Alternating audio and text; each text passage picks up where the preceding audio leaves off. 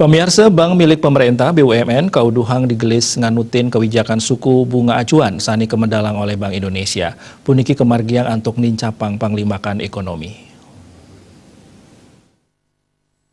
Anggota Komisi 6 DPR RI Inyoman Parte menggoreng rilis ipun, mapangapti mangde kewentenan bank duen pemerintah digelis ngelaksana yang penyesuaian.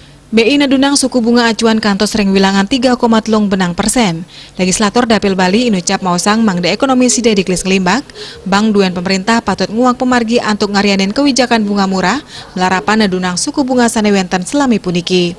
Dani mausang wenten mekatah pidabdab sane sida kemargiang antuk nadunang suku bunga. Kapertama antuk nadunang biaya operasional sane ageng saking Bank BUMN. Salami puniki Bank BUMN kekantenang kos yeneng saihang sarang bank swasta sane tiosan. Kaping kalih Bank BUMN mangde ngirangin pengendapan dana ring bank.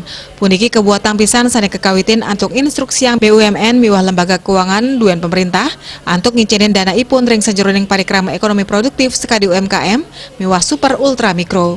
Patra ngelingang mangde nenten wantah ngurati antuk ngemoliang laba kemanten santukan nenten mewusana pisan sejeroning ngelimbakang ekonomi. Kaping 3 yening biaya operasional sampun becik, jantan sida nes nim turbunga sida ketedunang, efisien sida kemargiang antuk nadunang biaya operasional.